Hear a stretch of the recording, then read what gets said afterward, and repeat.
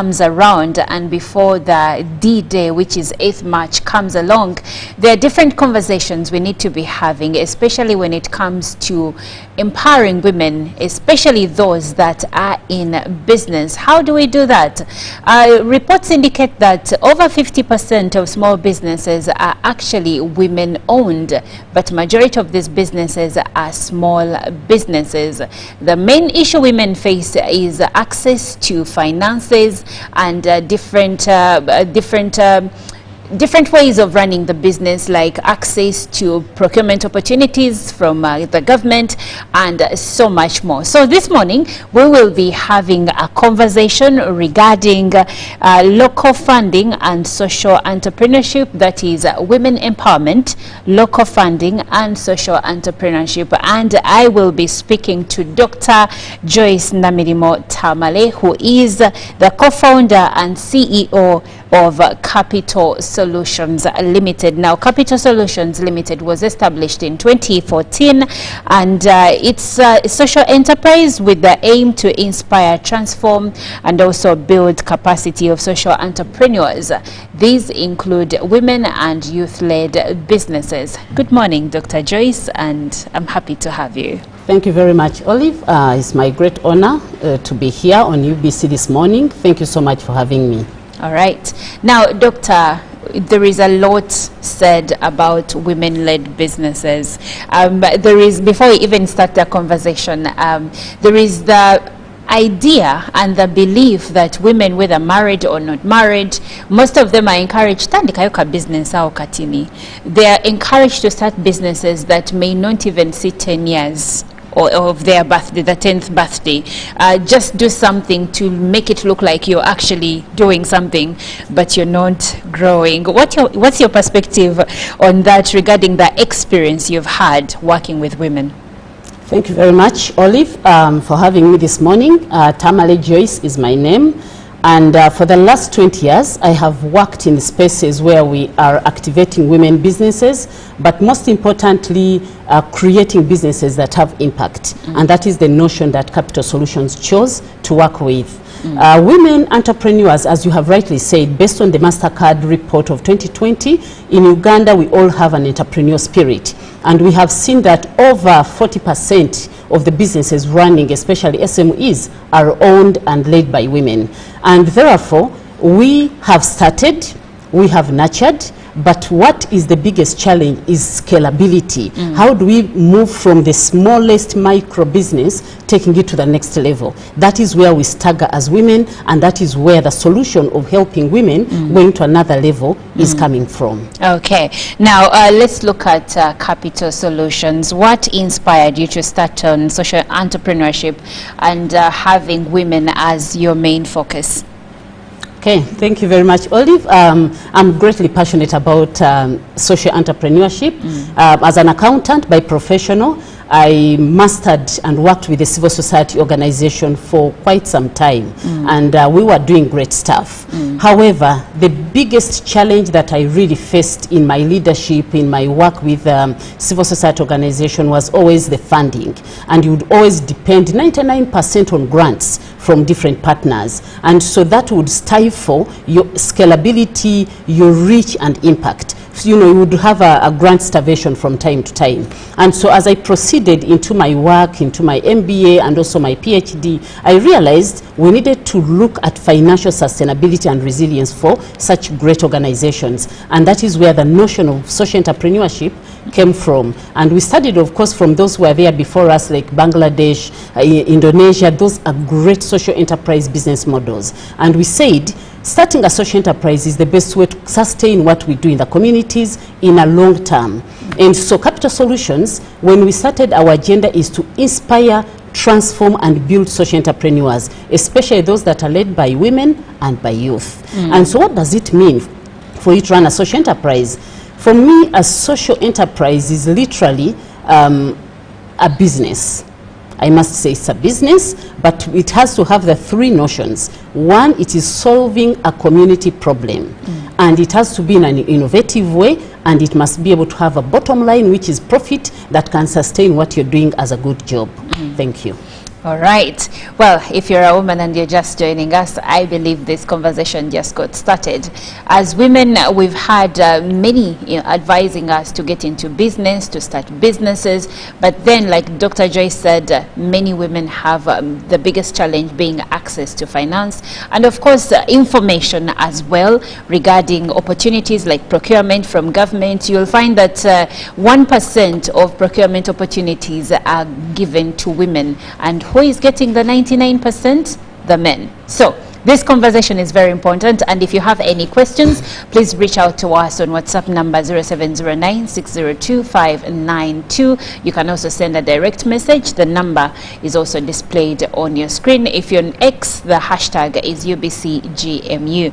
Now, Dr. Joyce, the barriers women face when they're running their businesses, in the 20 years of your experience, what are some of these? You mentioned one being finances. You can go deeper on that and also share more. Okay, thank you again, Olive. This is a conversation that is dear to my heart, and we've done some research. Many companies or academicians have also conducted some research in the last couple of years, and having noticed that women are largely enterprising because we are always looking for a solution that can elevate our livelihood and our families. And therefore, in the quest of starting and designing an enterprise, women face numerous challenges. And I will just mention a few because some of them we've talked about them, and so some solutions have been designed. But still, we still struggle with some of these challenges. I think number one challenge that women entrepreneurs face is the gender-based violence.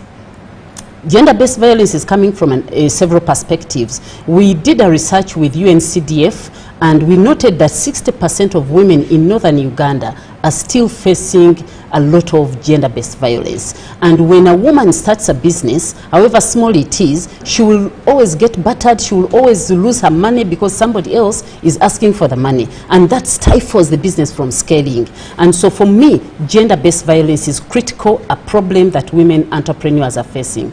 Also, because we come from a patriarchal society, Olive, as you know, yes. Women, we are marginalized in many ways, be it church, be it society, homes, and so on. So patriarchal societies also enforce women to put aside the capital that you're supposed to put back in the business to serve some other purposes. And that stifles the business from scaling from one level to another. Yes. So having said that, and because the women's movement has worked hard to bring forward the women perspective, we are seeing some good change, but there's still a lot of work to be done.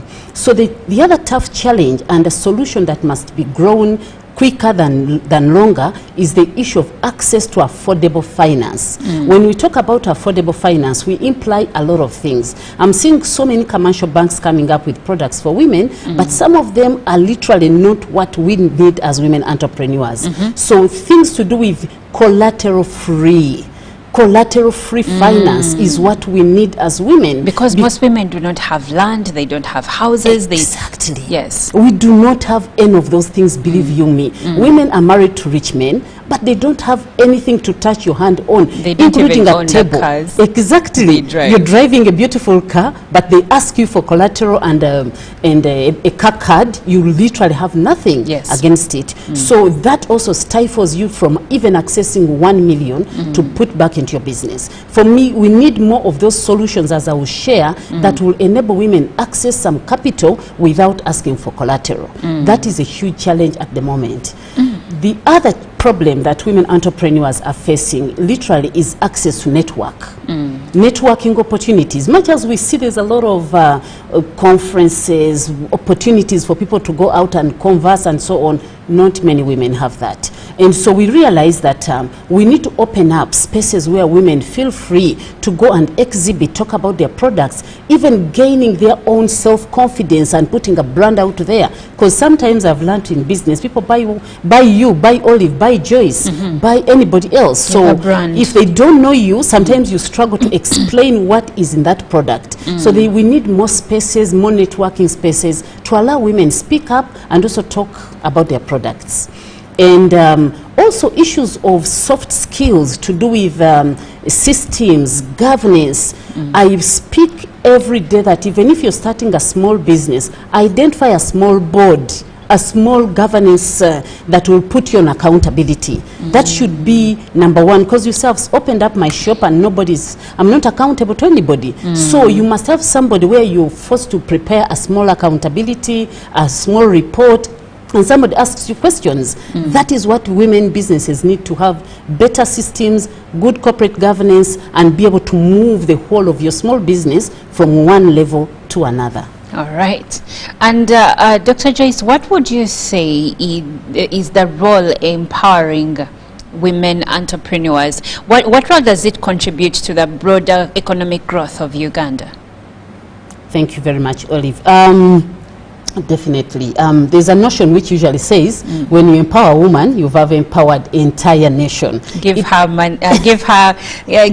a piece of potato and you'll have a meal. Exactly. You know, because by nature we are multitaskers. Yes. We think beyond. As people say, when a rat delivers, it really becomes brighter. So it looks at every corner and sees an opportunity. That's how women are wired. Women, yes. Exactly. Because you are a mother, you want to always co-create within the space you are. And so if we continue seeing spaces that will nurture women, and we are also saying collaboratively with men, because if you leave a man behind, you will definitely struggle to push the women forward. So we find ourselves, especially in the social enterprise space where we are, we encourage, and I think 40% are men in our space, and we encourage them to have collaborative conversations, marketing within women. And so once we have this inclusive, sustainable economic growth, we need to look at the 3 S's. That is smarter, stronger, and sustainable economic development. That means if a woman is made smarter, if I'm made sharper in what I'm doing in my business, I master, as we always say, do something 10,000 times, you become a master of it. So supposing a woman is given essentialism and she focuses and says, by the way, I'm going to start a bakery, and every single day I learn on recipes, I learn on what to do and everything, guess what? This woman can have a huge factory on bakery because she has mastered how to do it, how to package and everything. So that is where we need to focus and have inclusive economic growth. Well, women out there, the Women's Month is upon us. It's the whole of March is the Women's Month. But we are in February. That still doesn't stop us from having conversations that are women-centric, because it's very important that if we have a population of over 51% of Ugandans being women, it means that we can contribute greatly to the economic growth of the nation, but we cannot contribute that without trying, without learning new things, without improving ourselves and having access to information. Today, the conversation we are having with Dr. Joyce Namirimo is one way to have access to information, and to also remind yourself, or remind you, or encourage you that you can actually run a business as a woman and bring it to success, bring it to fruition. Now, Dr. Joyce, please tell us about some of the flagship projects that Capital Solutions has implemented to empower women in the areas of social entrepreneurship.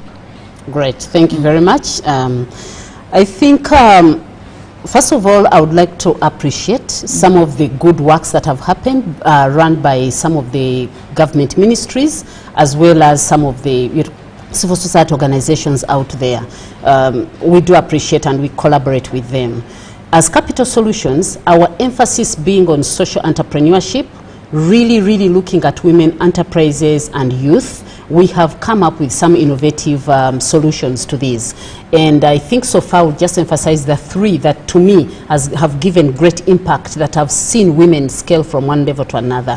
One of them happened in 2022, and that was called the 360-degree Women Enterprise Network. In here we worked with 100 women entrepreneurs in partnership with Mukazipreneur to look at women and solve a problem that was inclusive in terms of finance access, market accessibility, and networking. So we worked with these 100 women, and as I speak now, I'm so proud of these women. Some of them, their businesses scaled from 1 million Uganda shillings, and of recent I've spoken to some that are in a level of 1 billion plus. So for me, that is a big a big step forward. And what did we do with them? It was literally helping a woman empower her holistically, looking at your brand, looking at your communication expertise, looking at your systems, how do you put up a system, and just even simple things like risk management. Risk management, how do you design a risk management tool for your business? Some of them that shared their examples and said, you know what, I was able to get money because somebody asked me for a risk management framework, which I had no clue what that meant. And because we went through you guys helping us through your accelerator program, that enabled me get the funding up to $250,000 US. To me, that enabled women access finance, but also as we speak, they are part of the network where they are like sisters, sharing peer-to-peer how their businesses are growing and scaling. Okay. The other business initiative that we established, working in partnership with ZMN Stiftung, is the Women Income Generating Opportunity Initiative. Now that has been running and it's continuing to run up to end of 2025, looking at 100 young women between 18 years to 35 years. How did we bring them on board? It's literally vocational skilling, training, to help them to become employable, but also start their own businesses. It's very interesting that this week on Thursday, we are graduating 50 of them. And these 50 have businesses. They had ideas. But guess what? One of the things I've realized, if somebody does not spike you to change your mindset, you can die with your business idea. And so because of that, mindset shift that we did, majority of them have steered on. They are now running their small businesses and they are ready for scaling. That is exciting to us. And the other one we are running as well, launching this Thursday, is called Empowering Young Women to Become Entrepreneurs in Uganda. Now that is also going to look at 100 young women. We are looking at Eastern Uganda, that is Soroti and above, and also some of the mid central Uganda. And that is also an exciting one because we realize that Eastern Uganda needed also to be boosted in terms of enabling women run businesses that can be scaled in areas of climate finance, in areas of environment, agribusiness, and education. Okay. Now at the start, you did mention that one of the key barriers to women entrepreneurship is domestic violence. And you did mention something about women in the northern part of the country. How are you helping them as Capital Solutions? Okay. Thank you very much. While we focus on our research, our role, we literally do quite a bit of research. Our role was to get research and find out what was the issues around gender-based violence. So when we found out the results, we did a very good dissemination. That was in partnership with Nyowe Ventures and UNCDF. So that information has been shared widely to the people who are direct into gender-based violence. But what we did, we also selected up to 15 women social enterprises that we supported. What was the purpose? The purpose was to say, Olive, what kind of business are you running? Because we noted quite a lot of women in northern Uganda do some good work around shea nut. And so we've enabled them to appreciate that shea nut is a great product. You can add value to it. And so we've exposed them to URI. URI is a Uganda Industrial Research Institute where you can go and actually learn from there, and you can also add value to your product. So we have taken them there for an exposure visit. We have enabled them to start even making oils and so on. And with that kind of empowerment, we are likely to see some change. However small it will be, but empowering a woman also enables curb the domestic violence. And I do understand that your partner, when you were carrying out the research in northern Uganda, Nyowe Ventures, they also add value to share nuts. So you even have live examples for the women to see that they can actually, what they can do for themselves. Now, Dr. Joyce, let's look at the plan to scale. As Capital Solutions, how are you planning to scale impact, especially in rural and underprivileged communities using social entrepreneurship? Good. Olive, as I mentioned right from the start, social entrepreneurship is a new notion, especially here in Uganda and Africa at large.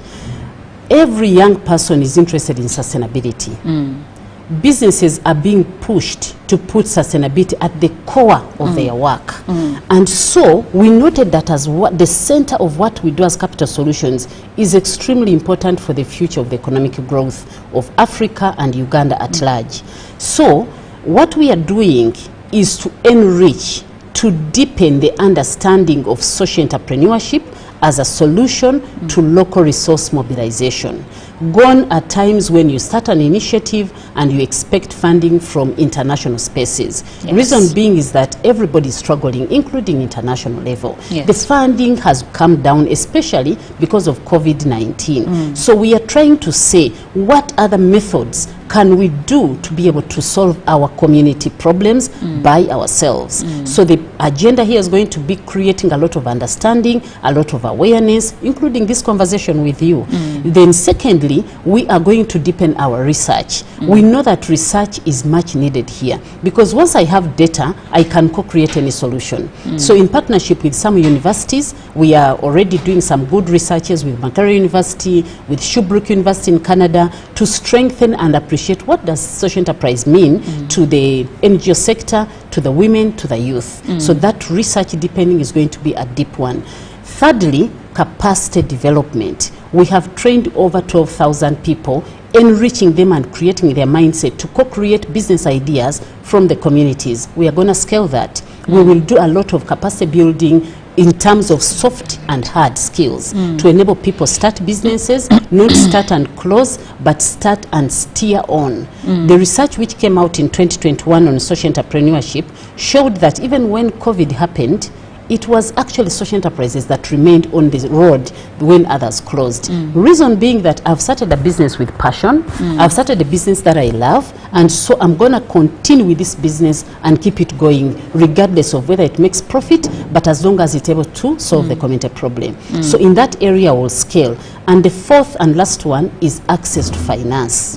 We have a social investment fund that we started in 2020, and I'll tell you more about that. But we noted that access to finance, even when I need 2 million, I need to quickly call somebody, organize it and push it into my business. We will push that agenda. We will continue ensuring that social enterprises access affordable finance. Okay, now let's look at sustainability and social entrepreneurship.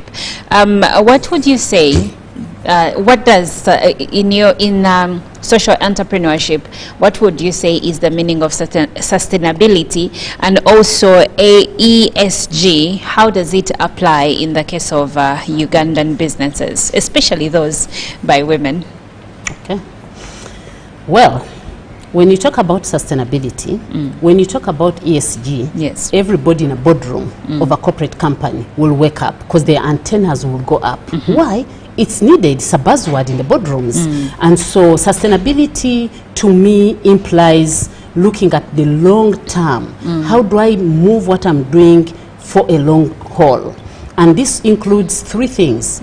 I'm looking at the 3 P's, that is the planet, the people, and also the profit. Sustainability encompasses those 3. If you're running a company, for example, UBC, running it, you must be able to pay attention to the people. That is the society outside and the people within. Then you look at the planet. How do we really manage the way we are using our resources for efficiency? And then also we are looking at profit, really, because if UBC is not making some revenue to sustain the costs the company is running, then you will not find you here tomorrow. That's so right. That is, those 3 must be present in any space. And in that case, ESG, which is an acronym that is everybody saying, has come through, because these are set of standards that companies use to operate for efficiency. And the E stands for environment, S stands for social, and G stands for governance. Now, each of those pillars has been well described to say, what do I look for under environment as a company, however small I am? It doesn't matter whether it's women-led or youth-led, and what is under environment and what is under governance. Yes. So within those, there's a way we break them down to say, even when Olive is running her small salon, how can she embrace sustainability in a salon setting? So those conversations are going on. We are good with that, and we continue to share with the women. Okay. Now, looking at ESG, and you have mentioned that it applies to all companies, however small. So what would you say should the companies do to embrace ESG at each one of their levels? Yeah. True. As we notice that Uganda has a huge SME space. Most of the businesses run below 1 billion Uganda shillings, and the majority have less than 10 employees. And that is a huge employer space. And so we pay attention to that and say, how will we then apply ESG in our small spaces? So for starters, we are looking at environment. And when we look at environment, there's some small things that we need to pay attention to. One of them is looking at the carbon emissions. Carbon emissions. For example, if you're 10 employees in a company, you mind how you move with your vehicles, because you're emitting carbon as you move. So you will say, we have one company car, we can share. Is that what Capital Solutions does? Yes. Actually, let's relate it to what you do at Capital Solutions. Capital Solutions, we have one vehicle, and it's a small vehicle. Yes. Because if we have to go to the field sometimes, we hire and we move together as a team. We try to be efficient as much as possible so that we can contribute to the environment. And in that case also, we ensure that the vehicle we use is not a big car, yes, that will consume so much fuel. We try to be as economic as possible, to give an example to the people we preach this message to. Then the second one is also the way the energy consumption. We encourage, and we have a lot of social enterprises like Look Solar that are using energy saving approaches, including solar equipment, solar everything. So we encourage people to try as much as possible use efficient energy saving equipments. That way you cut the budget, but at the same time you're also contributing to better living. When it comes to social, in fact, for me here, most of the social enterprises score 100%. Why? Because we do mind about inclusive hiring, inclusive engagement, and also the communities. The work we do is literally to address community challenges. So in that way, you realize that you're a friendly, responsible company that people want to relate with. And I usually say, by the way, mind about who will cry when your company closes. That is very, very important, because if nobody is going to cry if your company closes, that means you're irrelevant. Yes. You're not making impact to the society. So that is the S that I always cry out for people to think about, the social. Yes. And then governance, of course, good corporate governance. As I mentioned earlier, even if I'm running my small family business, mind about creating a leadership, a board that will make you accountable, so that you're transparent, so that you have integrity in everything you do, even in your decision making. And in a nutshell, your company will move from 1 employee to 5 to 10, and eventually you attract funders because people want to relate with open-ended systems. Okay. Now, I do understand that we are talking about entrepreneurship for, especially for female-led businesses. But Dr. Joyce, let's look at the role of men when it comes to this. And I like that the example that you used, that women, because of culture and many factors that come from the social side of things, you find that women-led businesses may not grow.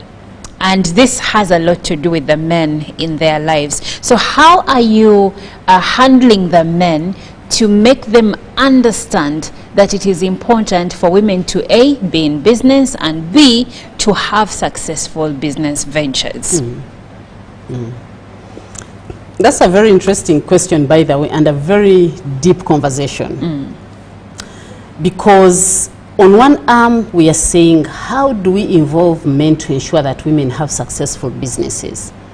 When I talk to men, like in our social enterprise network, we have men. Yes. Interestingly, men say their wives are not interested in their businesses. And they're also hurt, like the way we are. Because they're like, I'm running my hospital, and my wife has never even stepped there. Then the man dies, and no one is there to run the business, and then the business fails, and the woman is struggling with the children. Exactly. So in this era where we are, everybody is hurting the other. Where is the middle ground? How do we then co-create a space where we all start what we've started, but we also enable the other one, appreciate and say, by the way, it's not only for Olive or Joyce, it is actually beyond me, I'm doing it for the family. And so we copy from the Indians and other people who are running businesses for generation after generation. Yes. So for me, for starters, how do we involve men? I'll speak from my own. I've always said personal, I'm a professional accountant. I've been in the corporate sector for many years. And when I decided to cross, I had to learn from those who had been there before. Yes. Because otherwise, it's very possible for me to backslide, as we used to say in our school. If Yes. you've been saved, and then next time you come back and say, I've backslid. That one backslid. So you can even easily Yes. backslide into the corporate space. Yes. And I said, once I've stepped out, I am ready to speak with practice. Yes. And so my husband was very instrumental because he's a businessman and he's a community entrepreneur. So because of my notion, I really sat with him on the table and said, Guy, this is what I'm trying to develop. And I listened and I co-created because my perspective was different. And he brought the realistic perspective that brought me from up to the middle so that I can be able to address what I'm doing. Because the corporate world has a way of putting you here, yet what the solutions you're trying to create are for someone that is down here. Exactly. Yes. So to bring that, I had to listen. I also had to nurture what I'm doing. And I remember in the first accelerator program that I designed, he was one of the students. Oh yes, he subscribed, paid his money, and he was one of the students for 6 months. So that means he was live in, and I was able to get feedback every time we completed, because I had a lot of knowledge, but I needed to pass it on. And in that class we had 50 men, 50 women, you know, so that gave me a good balance of how do we bring the thinking of men and the thinking of women to co-create the social enterprise business model that will make meaning to the world. Okay. So that is very important to engage. All right. Well, you've had it for yourself, for women to thrive, whether you're married or not, but especially for the married women, because most of them will say, my husband this, my husband doesn't allow this. Male support or husbands or partner support is very crucial. Now, Doctor, let's look at what's been going on across the world.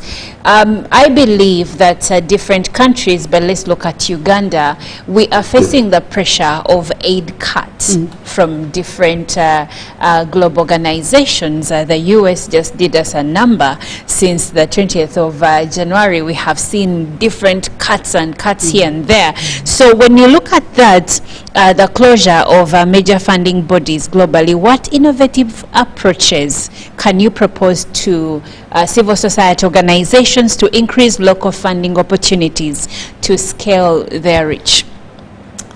Thank you very much, Olive. And at this moment in time in the global macroeconomic space, it's one of the most painful times.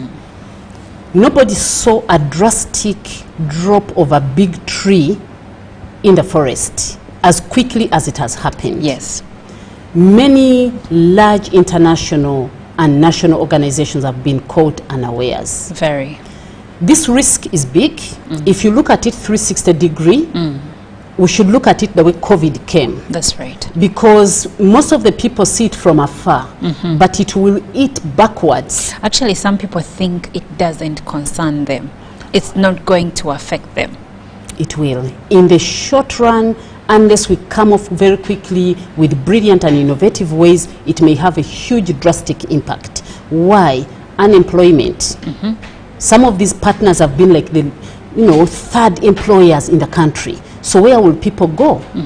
It is going to have huge drastic changes within the demand side. Yes. The demand side of things. It will be a huge impact. And so with that, for me, I like the trigger of problems. Once you have somebody, you're seated on this chair, as usually say, and you stand up a little bit without notice, somebody pulls the chair away, you will fall terribly. That's right. And you might hurt your back. My understanding here is that while this is going to shake all of us, it's the greatest moment that has happened. Yes. Because it's going to trigger our innovative minds, and because all of us are enterprising, though we take the soft side, we are going to come up in a bigger way. So here we are. The NGO Act Section 46, subsection 1, already says anybody running an NGO civil society, you have capacity to run an economic activity as long as you plow back money to do good in the business. Meaning that already they saw it coming, and so we just did not emphasize and pick that idea. The NGOs I've worked with saw that, we were in the space of doing some enterprise work, and we were able to make some good money. So I hear say that most of us who are running these impactful businesses, let us co-create products that are going to be procured by Ugandans. A population of close to 45 million people, we have capacity on market that can take our products. We can co-create service delivery products using digital methods, using many other things. We will consume them. All we need to do is to sit and say, hard times are here. Hard times are here. Yes, and we can do better. We can do better. Yes. Thank you. We can do better, that's for sure. Now, Dr. Joyce, let's look at the future. What does the future hold around social entrepreneurship? I beg your pardon. I would like for us to look at the future, but in terms of policy and collaboration. What policy changes would you recommend to make local funding more accessible to women and social entrepreneurs in general? Because we have mentioned that one of the biggest barriers is financial access. When you talk about finance, everybody is excited. It's not easy for you to just find a basket and put deep in your hand and get cash out. But we start from the policies and guidelines maybe and frameworks. So we know that the social enterprise business model is an interesting model to think about, but there's no policy to align that.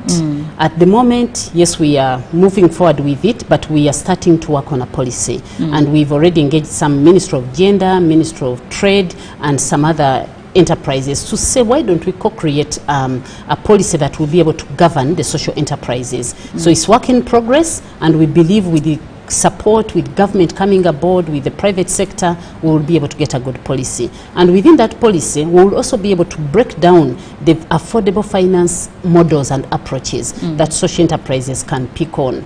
One of them is impact investment. We know it is a huge space sector globally, where people are investing in, but with a return. So you're looking at a return, and you're also looking at impact. Where those two meet, then social enterprises are able to identify finance. So for me, that is one great model, more impact investors coming aboard. And we are seeing some local impact investors already here, Pearl Capital Partners, Social Investment Fund, and quite a number that are coming up. If we can really promote those to grow and scale, then we are able to make small businesses go to another level using local solutions, but also affordable financing.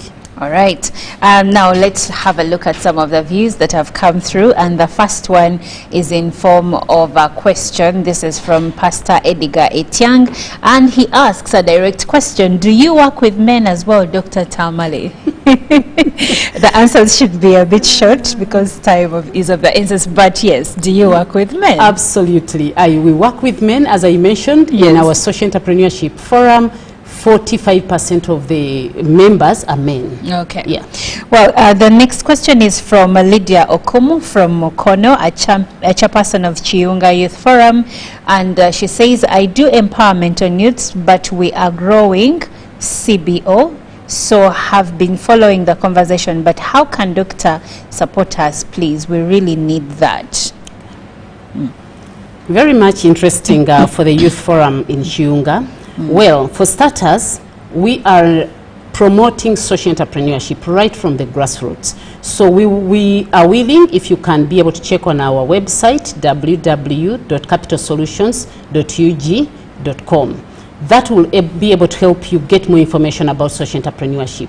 I am a phone call away. I love speaking to fellow social entrepreneurs. I love scaling people's business models because I believe since you're in the community, you might be skilling, and so you can be able to establish a minimum vocational skilling opportunity that can be able to attract some funding, but also be able to grow and scale from within the community. So I'll be extremely happy if you reach out to me to have further conversations. Okay, and the next one says, good morning, fraternity. I just want to thank Dr. Joyce for educating our mothers, sisters, to mention but a few for such good entrepreneur skills, and I guess they will not remain the same. I remain Mwanga Ben for God and my country. And this one this is I know Mugisha Brenda. She says, hello, I'm a businesswoman and I'm looking for partners. Could you please help me out? And the next one says, good morning, I want to start business but I don't have capital. How will I get money to start? I need your idea. How do I apply for women empowerment local funding? Dr. Joyce, we have like a minute and many questions of that same nature coming through, but you can give us your views as we close. Well, thank you very much. It's been exciting for me to have this conversation. But as I said, you see the problems are literally coming out the same. Yes. And so please look out. We are going to onboard 100 young women into this scalable program. And finance is a very critical central process. In all the capacity building programs, we should embed seed capital. However small it is, I realize that even if it's 500,000 Uganda shillings, it can boost somebody's business. But what is important is their capacity development, their inbuilt grit to hang in there and run the business for a long haul. Thank you. Well, thank you so much, Dr. Joyce. Dr. Joyce Namirimo is Dr. Joyce Namirimo Tamale is co-founder and also CEO Capital Solutions, and she has really taken us down to understand why it is important to empower women through social entrepreneurship. Thank you so much, and I hope to see you again next month in the Women's Month, because I see that many women are very interested in conversations of this nature given the feedback that has come through.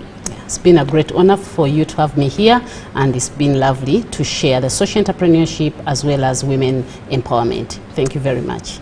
You're welcome. Well, thank you for joining us today on Good Morning Uganda. It's been such a pleasure to see your views coming through right from when we started the conversation we had on HIV aid cuts, and now the conversation we've had on empowering women entrepreneurs. Please keep doing the same, but for now we will say goodbye and catch you again tomorrow at 6:30 in the morning. And we do this every week, Monday to Friday. Myself, Jerome Paul, myself, Olive Monica Najama, together with Jerome Paul Sonko, Robert Chirabonyonyintono, and Ruben Pima Chibirango on the spot. So stick around. So much more is coming up in Good Morning Uganda Extra.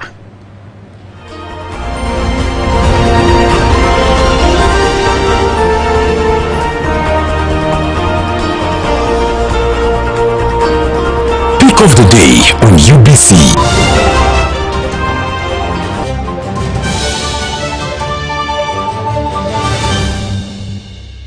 Was brought to you by I'll call you every day, yeah, yo, baby, don't know. You can now get all the Chibuzi out with MTN voice bundles. Call all networks. Kubei Dondoro.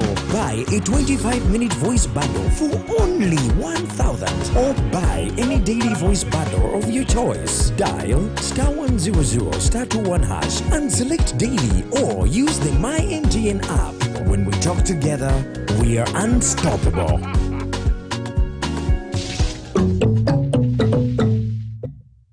It's our mission to secure your money.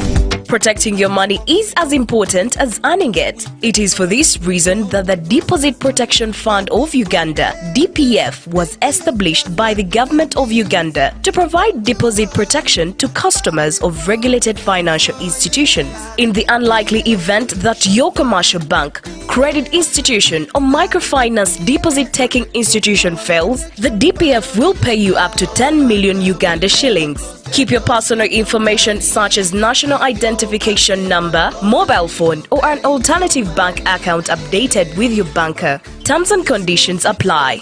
For more information, contact DPF at Aha Towers, Plot 7 Lodell Road, Kampala. Call 0312-206-400 or visit our website at www.dpf.or.ug. We are the DPF. We protect your money. Deposit Protection Fund of Uganda. Juko. Yo. Check the shopping, man. What's your secret? Haven't you heard of the Parish development model PDM? Yes, I did, but I thought it was just a talk. No, Sebatia. It is real. I and a few friends together formed a circle, accessed money from the PDM, invested in a portrait project, and now things are moving. Juko. I thought I was one of your friends. You are. But you left me behind. I didn't leave you in poverty. What you do, just visit your LC2 chairperson and your parish chief and start the process of economic transformation. Just like that. The parish development model is an initiative from the government of Uganda through the Ministry of Local Government designed to transform all lives of Ugandans for the better. PDM, my parish, my development, my life. In a nation hungry for truth, a world where every story matters, there exists a beacon of trust and reliability. For decades, they've been our voice and our window to the world, holding the mirror of our history. With 4 TV stations and 11 radio channels spanning 27 languages, they stand as guardians of information, defenders of truth. With Mascari Heritage Advantage, they uphold every citizen's right to reliable and free information. Their archived stories shaped our past and illuminate our present.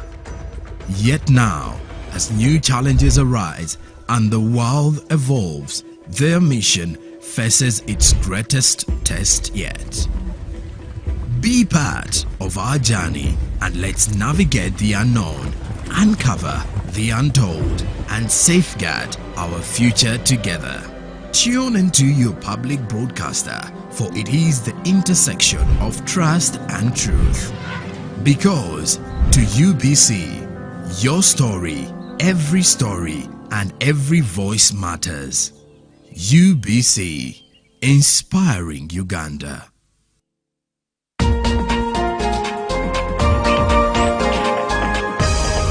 Coming soon on UBC. Are you ready to take your fitness journey to the next level? Join the Sweat Squad by Sion. Coming soon to UBC TV. With expert guidance, cutting-edge workouts, and a supportive community.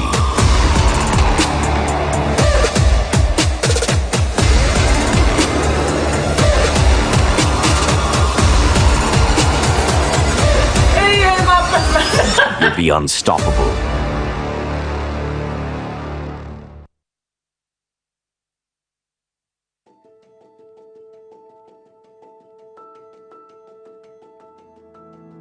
The circle started 5 years back with 15 members who were part of the executive, and we managed to use the same 15 members to mobilize the youth and come in to make the 16 associations. So each member took a thought of gathering, mobilizing the 15 people to make associations. So the circle was established. We happened to have 229 members that qualified for 30 millions, which we got in 2021. We used the 30 millions from the presidential initiative to buy the 6 motorcycles, which was a small number to benefit the 229 members, but we managed to use it. The 6 border helped us to go under saving culture. We managed to group our members into 15-15 for saving culture. So the saving culture is 15 groups. They could get 12,000 per day, which 12,000 at the end of the month manages to buy 1 motorcycle. That 1 motorcycle is shared among the 15, so they vote who to take it. The 15 kept on until the 15 months. Every member had to get 1 motorcycle with saving culture. As I say, we managed to get 84 motorcycles from today's report. On daily, a rider, you move Kawempe, Nakawaru, Makinde, you Kampala Metropolitan. And at the end of the day, you have 50,000. That one, we call it average day. There is a time you make 100, that is, we call it the golden day. So most of our members came without anything to use or to support their family. So we helped them by giving them the border as one of the job opportunity the circle is offering to the community. Ntuusa okwebaza President Museveni olw'enkola eno gyatutereddewo otukulaakulanya nga najja wano mu ssaka eno nga sirina piki era ndi omu ku bammemba abaasooka okufuna piki. Kati abavubuka abali bateesobola kugula piki wano kibakyama kuba ogula buguzi migabo mitwalo 5 ng'ofuna piki ng'otandika obulamu ate ku layisi tuli bangi kuba omuntu tolina miliyoni 5 zigula mpya 5 kitundu oba oguze emigabo ate nga gijjo n'otandikira okwo tolaba nti oba ofunyemu abantu abali batalina mirimu bagifuna kuba guno mulimu nno gwe nnyini tugufunyemu singa simanyi ga mulimu guno kitegeeza nandibadde sikola ki sina ngeri kijenyiza bikwasaganya abaana basoma era muki okulya byonna bakwesanyusaamu era kiki era ngutwalanga ensonga enkulu kubanga ufunamu gubinkolera goge mazima gubinkolera ddala bulungi mukadde tajjula maama gwe nninawo yekka oba oli awo akasimu ante kino bakiri mugira nga noteekayo n'omusingi ante kino egamba tosobola kubulwamu ki sente. Ebyenfuna byange byali bibi ddala naye mu bbanga ery'emyezi 9 wenfunidde piki ayo obulamu bwakyukira ddala kubanga siganye na kati nkyapangisa naye luli eri nga landirodyako netutandika nga odduka nosanga nga basiirinze nawo naye kati nsobola omusasula nina omukyala n'abaana bendabirira nsobola okubaliisa bulungi nnyo nga embeera etambula era njagala okwebaza omukulembeze w'eggwanga tujjukira nga ffe abavubuka n'atuleetera pulojekiti eno ey'emyoga kuba ne mami wange saazina neenyumirizaamu kuba akubira akasimu n'omuweerezaayo omutwalo oba ebi kuba oba ozirina.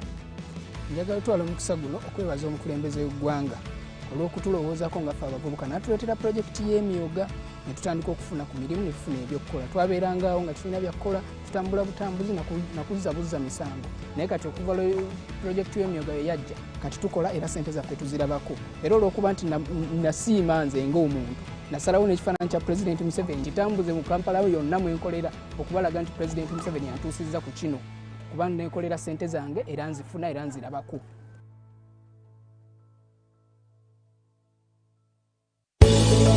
Inengaharengehe ya Parish Development Model PDM yasimamisibwawo mu mwiko kw'ebikano 2012 ni President Museveni khusolanisa mu butambi ni khulosela khutapusa bibindu bikali mu miluha yayingisibwamo kamapesa silingi trillion sikano sitwela kamahumisirane na tsirano kakaabirisibwa mu matulisako kumukanda mutwela ni bitondo birano katapusibwa khu bandu babola ifuma ndwela kimikanda kitaru bikano bibili sitondo sitwela kamahumisirane papataru mwinambo. Government ya Uganda ekhusima khulwe khukhwakanira PDM ni khukiyetsa khura khusye khurambira inda yonyene babandu balombebwa khukhuyambira mu nekaharengeha bubahobo okhutapusibwakho ni ba Government Citizen Interaction Center State House.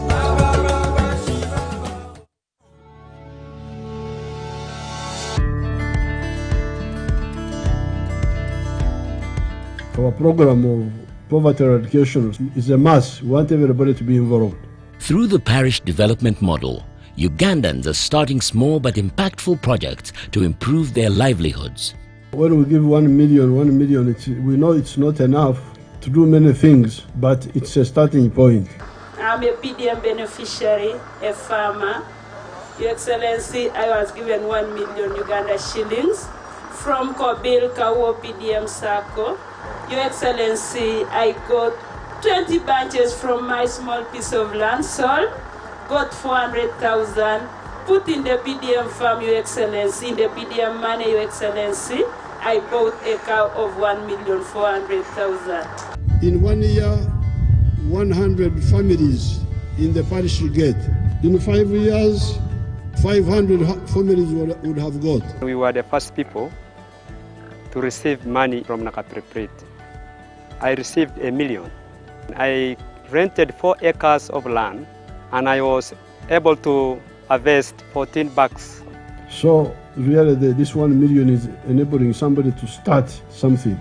Yes, and we don't want to give too much money to one person because we have got very many people to cover.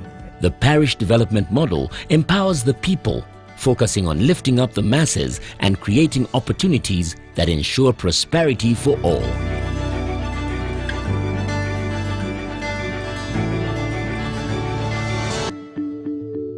This message is brought to you by the Ministry of ICT and National Guidance.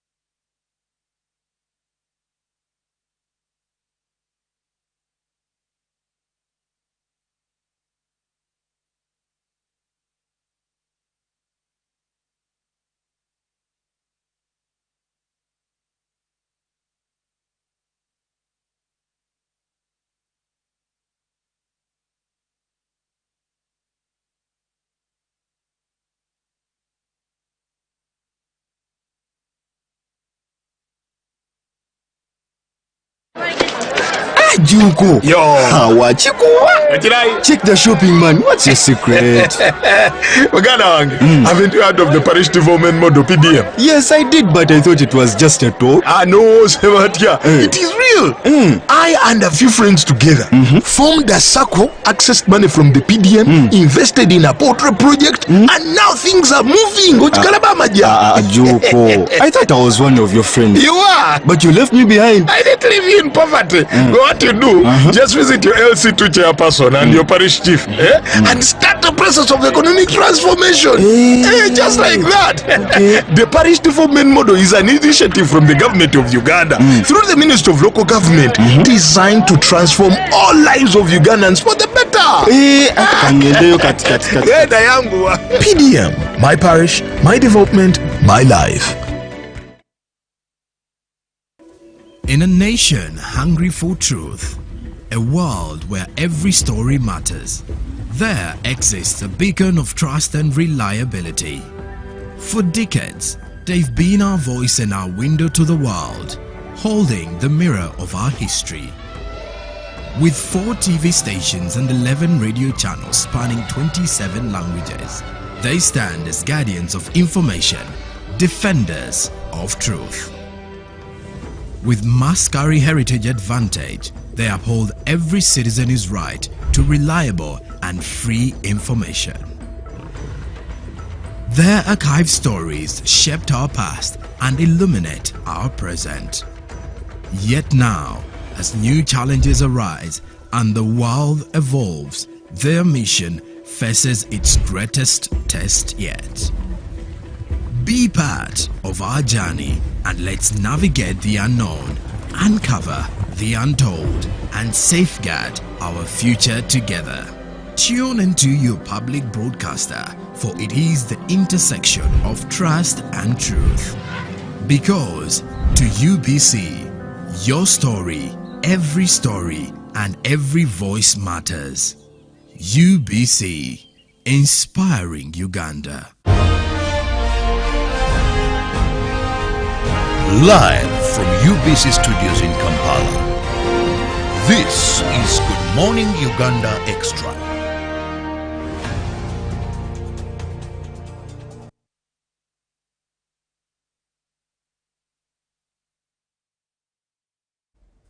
Good morning and thank you so much for being with us on UBC TV. I'm Robert Chirabo Nyonyitono. That in case you've just joined, but we make sure we are here every day from 6:30 to ensure that you start your day a very informed person.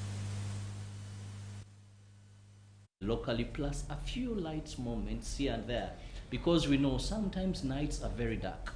But no matter how dark your night was, no matter how confusing, no matter all the headaches, if you make that wise choice of starting your day with us on Good Morning Uganda, then I guarantee you have had the right pace. Commonly, I would say the vibe. So why not catch us every morning to give you that morning vibe that kickstarts your day? Then we usher you into the extension of Good Morning Uganda, which is Good Morning Uganda Extra. And this morning, I want to be discussing something very, very important, and that is issues regarding electricity. Now, majority of Ugandans have tested electricity in their houses, or you visited someone, because at least when we look at the national grid, we are not yet at 90% coverage. But we can say there's been a milestone. Absolutely. And so much has been happening here, and of course, many know that there's some strong stakeholder in the chain that is soon to leave. But however, we have the Uganda Electricity Distribution Company Limited that is there for us. Absolutely. Now, this morning, I have Kiza Jonan, who is the Senior Corporate Affairs, or call him the spokesperson of UEDCL with me in studios, with whom we are going to be discussing these critical issues. Also creating hope, comfort amongst you, a Ugandan who is enjoying electricity. Good morning, Janan, and welcome. Morning, Mr. Chirabo, and our dear esteemed viewers of UBC TV, our parent TV across the country. Once again, my name is Jonan Kiza. I come from the Uganda Electricity Distribution Company Limited, the government's arm of distribution, and of course your company. We are all government, and primarily the reason why I'm here is also to bring hope that actually there is no darkness that we are bringing. As light has continued, surely we have hope that we shall continue serving Ugandans in that vein. Very critical for us to appreciate that we are in a very, very, very serious transition. You've noted that one of the key stakeholders in the power distribution chain will soon be leaving the space, and that's the reason why we are here to actually try to fill the void of information, and also to assure Ugandans that actually we are prepared as government to ensure that you, the end user, the person who is consuming the energy, is not affected in any way or another. And actually we are fighting so hard that you even don't notice that actually there is a change. Now, our viewer that clearly explained the topic. We are discussing Uganda Electricity Distribution Company Limited stroke Umeme transition. Now, Umeme is leaving the space. True. And this has been a private company. But as it leaves the space, we have our national company. Those days, those that were there, I don't know if Janan was born yet, but for some of us who've lived so long, we then had UEB. Yes, absolutely. Now, UEB was the government of Uganda doing things. Yep. Now we have Uganda Electricity Distribution Company Limited. Right. That is here to assure Ugandans that much as Umeme, a private company, is moving out, we are here. But before even going further, Janan, first take us through UEDCL and the power supply chain for my viewer to understand these things properly. All right. Thank you, Mr. Chirabo. You rightly picked the note very high. In the 1999, we saw the restructuring of the energy sector and, of course, the birth of the 1999 Electricity Act that gave birth to, one, the Uganda Electricity Generation Company Limited, the Uganda Electricity Transmission Company Limited, and Electricity Distribution Company Limited on this vein. Those three successor companies were all formed after government disbanded the Uganda Electricity Board.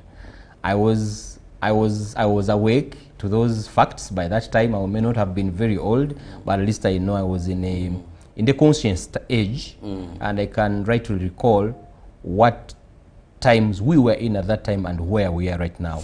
I think I am better placed to speak for this transition because I've tested both. But when those three segments were created in 2001, you'll appreciate that government had a need of investment in the generation and distribution space. There was a lot of thirst at that time. We only had one dam, which was the Owen Falls Dam, which has been renamed to Nalubale Hydropower Plant. But also prior to these changes, let's take the viewer a little back for you to appreciate that even before these first generation reforms, they were pre-first generation reforms. Because in 1949, we saw the establishment of the Uganda Electricity Board, the one you have been speaking about. It was formed by the Ordinance of 1947. I don't know whether you know the man who actually established the Uganda Electricity Board. It could be a learning curve for many of our viewers. The UEB was formed by a man called Engineer Charles Westlake, way back in time. And of course, the primary role at that time was to create a hydropower facility for government. Of course, by that time it was the colonial government, the British. And indeed, in 1949, there were efforts to commence the construction of the Owen Falls Dam, which was commissioned in 1954. But before it was commissioned, of course, it found the UEB in existence, because remember, it was formed by the ordinance in 1947. This really is to bring a viewer to space that a lot has been happening, even before many of us were born, in the electricity supply chain. Now, after the 1999 reforms, which birthed the three successor companies, government saw that we had competing needs, especially in the dam facilities. We had only one dam.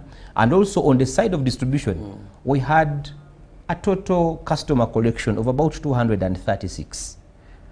And by that time, it was really very low compared to the dynamics of the globe. Now, there was a decision, a strategic decision by government, to allow private players to come in these two spaces, to one, invest and bring in foreign capital so that these spaces can grow. And indeed, on the side of generation, government entered a concession agreement with a company called Eskom Holdings of South Africa. And I know you must be aware that those people packed and went back last year on 1st of April. It was not Fool's Day. And that responsibility was ceded back to Uganda Electricity Generation Company Limited. You'll also appreciate that on the side of distribution, we entered into a concession arrangement with the Umeme Limited in 2005. But from 2001 up to 2005, UEDCL was solely responsible for the national power distribution in this country. Of course, many of us... In simpler terms, government entity was solely responsible for that. For power distribution. And the changes come in 2005 when we leased our assets to Umeme Limited for 20 years. Now, to give a policy highlight, the sector is a highly regulated sector. We are regulated by the Electricity Regulatory Authority, and we have a license to operate the grid and also sell and distribute power in the different parts of the country. But when Umeme came here in 2005, you'll appreciate that the electricity had not penetrated in so many other parts of the country. The customer base was a small one, really. And even where electricity was in the deep rural areas, you would hardly find very many customers. So the private player made a very tough choice and said, I am going to concentrate where I am going to put my money and I am able to get it. Those were areas which were economically viable. Now, those areas which were not economically viable in 2005, because government remained on the other side to one, supervise, ensure that every investment which is made here has a benefit to a taxpayer. Number two, also remain in a state of readiness as government, that should there be any jokes around, government should be able to step in and carry forward the mantle of power distribution. So among many other licenses, the other third license that we remained with as a mandate was to own all the assets of distribution in this country as per the law, the Electricity Act, because each one of the three of us, UGCL, UETCL and UEDCL, each one of us ceded the responsibility from the Uganda Electricity Board. Because remember, UEB was a compound organization doing both generation, transmission and distribution. Now, we see after 2001 the split of those roles, each of these agencies playing their particular role. Now, for our viewer outside there to appreciate, in 2005, when Umeme came here, government had specific objectives why we opened the space for Umeme to come here. Number one, our energy loss was at 30%. Now, for a viewer, when we talk about energy loss at 30%, what do we mean? We mean power, for example, that we draw from the transmitter, the national grid, and we don't get the money out of that money, of that power. Okay. Because essentially, when we draw power from the national grid, we are supposed to make sure that we convert those electrons into money. But 30% of the energy we were drawing at that time, we were losing it.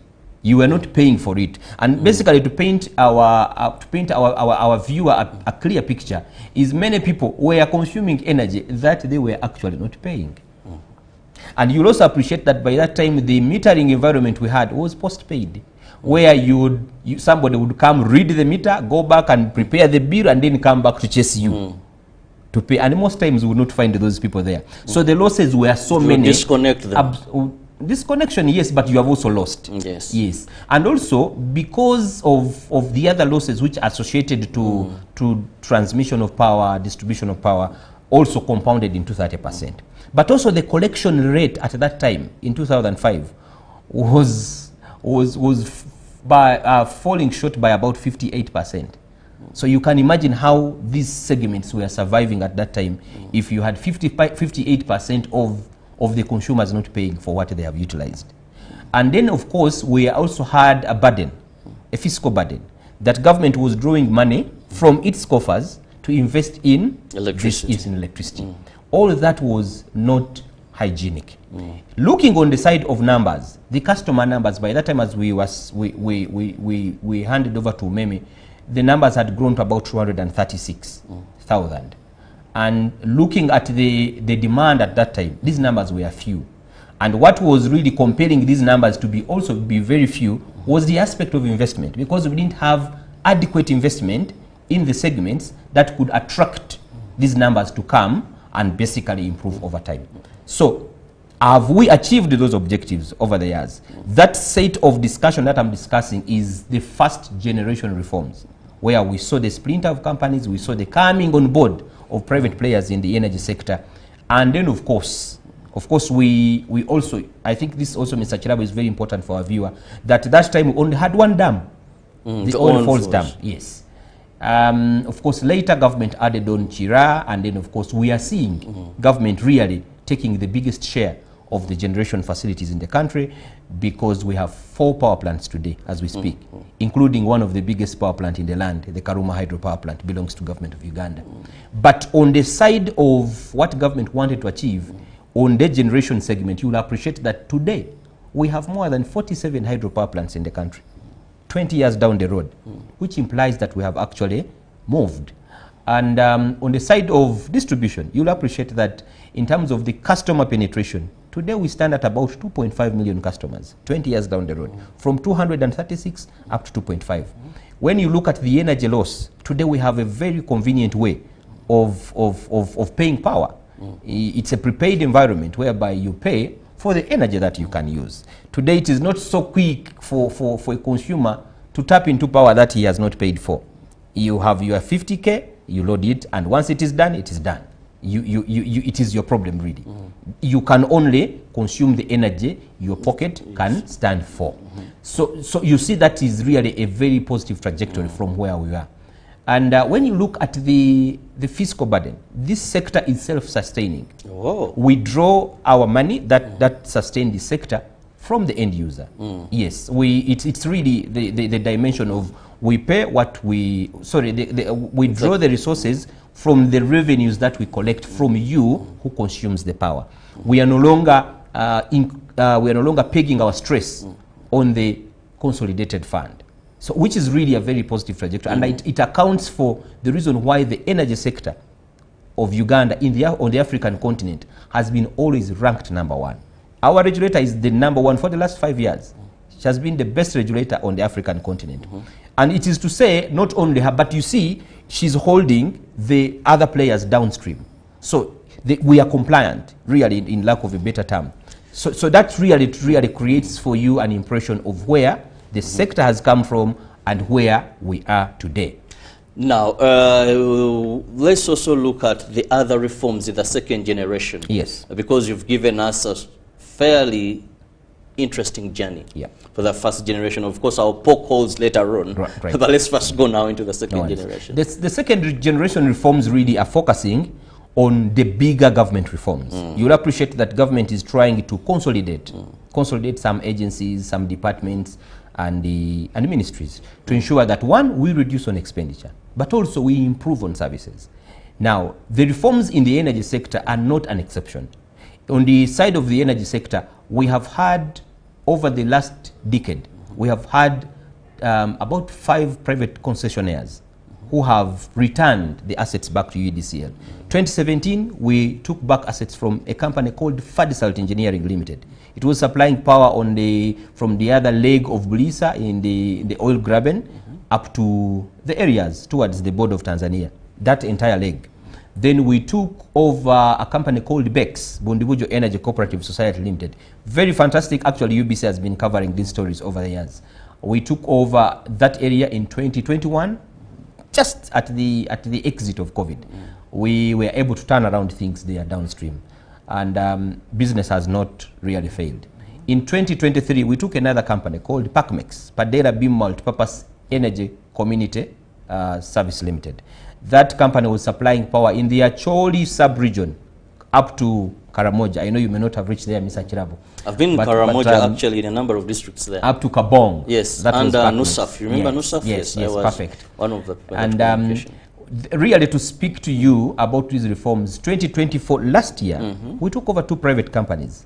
Kilembe Investment Limited on 1st of November 2024, and CREX, Chegega Rural Energy Cooperative Society Limited, on 1st of May 2024. Now, what do we see in the second generation reforms? We are seeing government re-owning the service industry, especially on the power sector. As it were, on the side of generation, it is so true also on the side of distribution, that these companies whose concessions are coming to an end naturally, government is not renewing. It is part of the bigger reforms in the second generation, that government is going to take charge of its generation, transmission, and distribution assets. And surely, Umeme is not an exception. The concession of Umeme will end on 28th of February, 2025, this year. But we have 1 month of transition, and officially Umeme will be exiting on 1st of April, 2025. It won't be Fool's Day, Mr. Chirabo. Government will be in charge of the power distribution space, and operations will commence. So, to really speak into your question is, the reforms are speaking into reacquisition of services back to government. We have seen it not only in the distribution segment, we have seen it even in the permits. Government is taking charge. We have seen it on the generation side. When ESCOM left, government took charge. We also saw, you remember there was a hydro facility, a thermal power plant in Namamve. When Jacobson also left, UGCL took over the management and operations of that thermal power plant. So, speaking into the reforms, that's what the reforms is envisaging, that these assets which are apparently given to these segments in the law, electricity law as amended 2022, should return to their parent agencies, and that government has achieved. But also to give the viewer confidence that what we are going to see on Umeme is not something that is just happening today. As I have chronologically explained, these concessions have all been falling due, and most of the customers have not even taken note that these concessions have ended. And purposely, that's why we are looking at 31st, at midnight. You, the customer consuming energy, should not even know that actually Umeme contract has actually ended. Why? Because government has done thorough planning. Government has prepared itself over the years. Mr. Chirabo, we only had one university in the early 2000. Today, how many universities do we have? We have quite how many graduates in electrical engineering and civil and many other these courses are we producing each year? So we are not short of human capital. The country has grown over the years. If you look at the dynamics of our economics, the economy has also grown. How it was in 2000, no doubt. It's not the way it is today. No doubt that you've given us a journey that indicates the success, and of course some of these concessions coming to an end and government reposition. Yep. But one of the things I've come to learn is managing success. Absolutely. And I hope you're not biting more than what you can chew and eventually swallow. Because a private company aims at maximization of profits. We have issues sometimes of mismanagement, because the private company, these are not things they will tolerate. When we have issues of mindset and attitude, sometimes amongst workers. So these are the fears. We don't want to go back in the days of road shading. When I have issues, I know where Umeme offices are. I'll go there. I'll find things being done. Not saying it is not good for a government to repossess, to run these affairs. But the fear is, how do you compare a private entity to a government? Okay, fantastic. Let me just begin with the anxiety. Number one, UEDCL has been running the 12 service territories under the license of ERA in 102 political districts across the country. I am not so sure whether, Mr. Chirabo, you have ever heard that there is a blackout in Karamoja. I think they have the most stable power compared even to the power. Still, there are very few users there. Absolutely, there are very few users. But what I want to say to you is there are so many other factors that speak into the aspect of reliability that you're talking about. But also, our viewers should have confidence that, one, UEDCL is tested. 20 years of experience, over 20 years of experience in this distribution business is no manfetti. But also, number two, we are a highly regulated entity. Mr. Chirabo and our viewers there, whatever we do is scrutinized by the Electricity Regulatory Authority. There are no messes, there are no chances. It doesn't matter whether you are government or you're not government. For as long as you're under the supervision of ERA, they will follow up to the dot to ensure that you comply with the quality of service standards, which UMEME has been following, because we all have the same standards. Number two, what I actually want you to appreciate, that much as we are a government entity, we are not dependent on the consolidated fund. So we must make this money, and we must get it from you. There can never be a shortcut for us on the quality of service. If you are off, we can't derive, we can't meet our targets. So there are no jokes around to say that because for us we are government, we shall go back home and sleep. The budgets that are given to us are virtual. They will tell you, we have approved to you this budget, go and look for the money. So you cannot sleep, you have no chance of sleeping. Actually, the listener outside there and the viewer should actually know that actually UEDCL is a profit-making organization. We have not been depending on any government remedies. We have not been getting monies from government to survive. We have been making this money. And the areas that I've talked about, the 5 concessions have taken over, most of these private companies actually failed. They failed to break even with these concessions. We have been able to turn these concessions around, make profits out of them, make them economically viable, and we are not depending on anyone to survive. That's, I think, a plus. And this has happened for the last 20 years. So Ugandans should actually be appreciative that government has a very formidable government agency that we can actually rely on today. Imagine, Mr. Kirabo, if the concession of UMEME was ending today and the government didn't have a fallback position. Imagine how we would be right now. We would be running up and down. You are seeing there is confidence, everybody is at bay. They know government is actually in charge. If we have been able to hold fort for those complicated terrains deep in Kisoro, deep in Kabong, deep in Elegu, where there are so many other even challenges associated with maintaining these grids, you cannot actually have any doubt that your own government cannot run this grid. Finances. Of course, I know there is an issue of private capital that everybody is worried about. They say the private player is able to... I mean, Mr. Chirabo, one of the shareholders of this company is the Minister of Finance, Honorable Matia Kasaija. The other is Honorable Dr. Ruth Nankabirwa Sentamu. These are two powerful stakeholders. The Ministry of Finance and the Ministry of Energy can't fail to get money to invest in their agency. So we are covered already. We have the required capital to invest here. Actually, the viewer should actually know we are investing 2 times what Umeme has been investing here for the next 5 years. And that money is already secured. So you will not have any challenge of saying that because we are government, we cannot get money to invest. We are a public enterprise. We can borrow. We can be seconded by government to borrow. Do the same thing actually that Umeme has been doing here. Mr. Chirabo and our viewers, even the assets Umeme has today, they belong to government of Uganda. The cars you see, the buildings, the tools of work, everything the committers. Absolutely, even transformers, even the wire which is supplying you power, nothing is leaving this country to go anywhere because we have paid for it in the tariff. All those assets will move from Umeme on 1st of April and come to UDCL. But also, when Umeme was coming here in 2005, we gave them these buildings where the offices are, where you are worried whether you will find us or not. Those are our buildings. The land titles are in our names as UDCL. All the cars you see today moving around with green and white, those cars, their registration is in UDCL names. They will be handed back to us.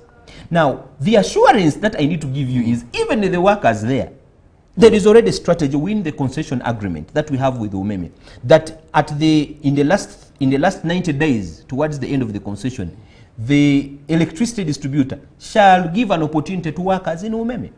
In fact, we started recruitment on 2nd of January, and I don't think you have had any brouhaha there. The process is smooth, completely smooth.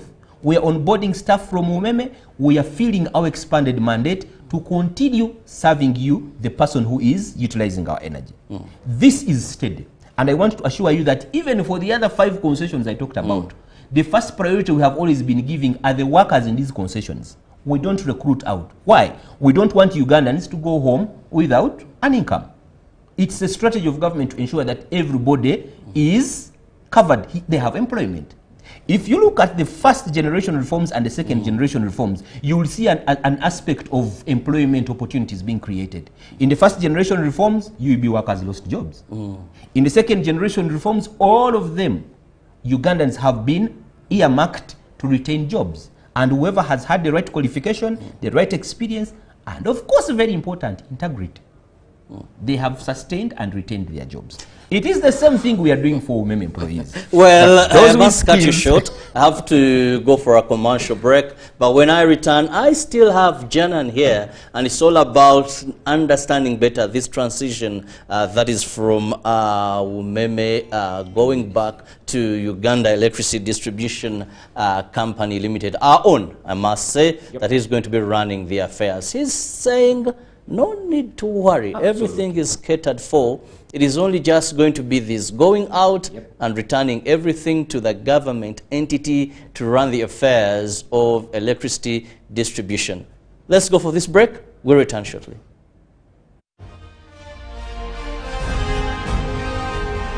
Live from UBC Studios in Kampala, this is Good Morning Uganda Extra. It's our mission to secure your money. Protecting your money is as important as earning it. It is for this reason that the Deposit Protection Fund of Uganda, DPF, was established by the government of Uganda to provide deposit protection to customers of regulated financial institutions. In the unlikely event that your commercial bank, credit institution or microfinance deposit-taking institution fails, the DPF will pay you up to 10 million Uganda shillings. Keep your personal information such as national identification number, mobile phone or an alternative bank account updated with your banker. Terms and conditions apply. For more information, contact DPF at Aha Towers, Plot 7 Lodell Road, Kampala. Call 0312 206 400 or visit our website at www.dpf.or.ug.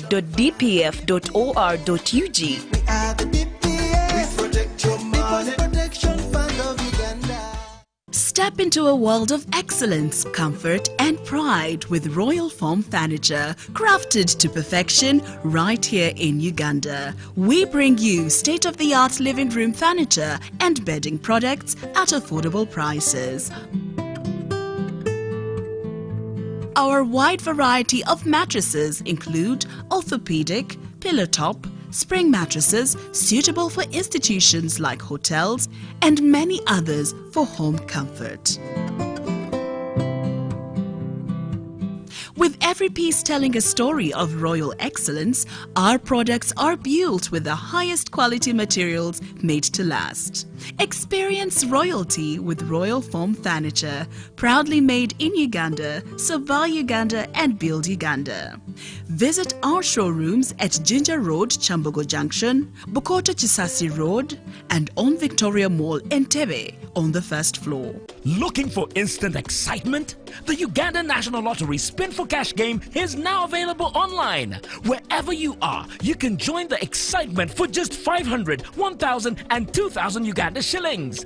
Don't miss out. Register now on www.nationallottery.go.ug for a chance to win your share of 2 billion instantly. What are you waiting for? Play Spin for Cash now, anytime, anywhere. Ituba is the proud operator of the Uganda National Lottery. Uganda National Lottery.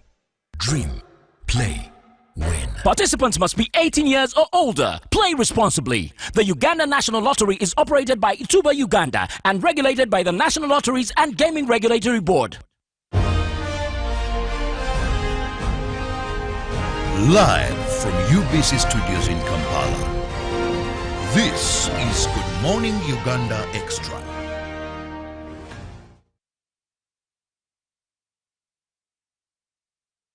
Welcome back from that break, and thank you so much for being with us on UBC TV. I'm Robert Chirabo Nyonyitono, and with me I have Chiza Janan, who is the Senior Corporate Affairs Person or Public Relations Affairs of Uganda Electricity Distribution Company Limited, and we are looking at UEDCL stroke Umeme transition, well knowing that come 1st April, Umeme will have completely packed their bags, handed over everything to UEDCL to run the work they have been doing. Now, this, to some people, creates worry. And some feel, how is government going to move forward? Now, you've talked about how prepared you are, you've assured us things are going on well, but even as Umeme is saying goodbye to us, there is one question that comes to the minds of people. Many times is the cost of electricity. Now, His Excellency, one of the things he talked about, I'm a very ardent viewer of every address of the President. He said this was a bad deal. It was expensive, making electricity expensive to Ugandans. Can we have any reason to cherish or be happy? Okay, thank you very much, Mr. Kirabo, for the interpretation of that question. The electricity tariff, the space of tariffing and pricing of electricity is resident in the Electricity Regulatory Authority's function. I can only speak as the end user of the decisions that the authority makes. One thing I can attest that there has been decline, steady decline in the end user tariff.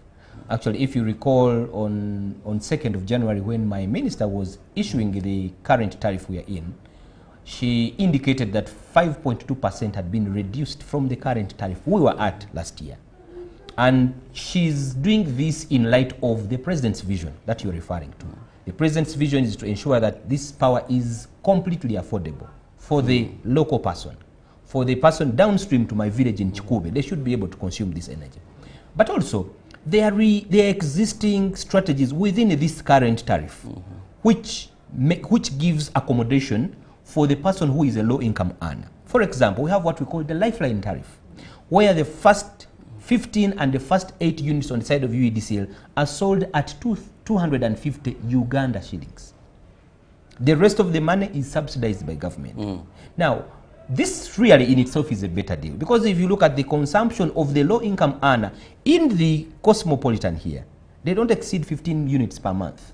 But when you go downstream, where in the villages Mr. Kirabo some of us come from, 8 units are ample. So anything that is really above 8, it's really adequate to sustain the consumer in these rural areas, but also in the urban settings. So there are so many other strategies ERA has put in place to ensure that this electricity is affordable and it is actually accessible at the same time. We are giving meters for free.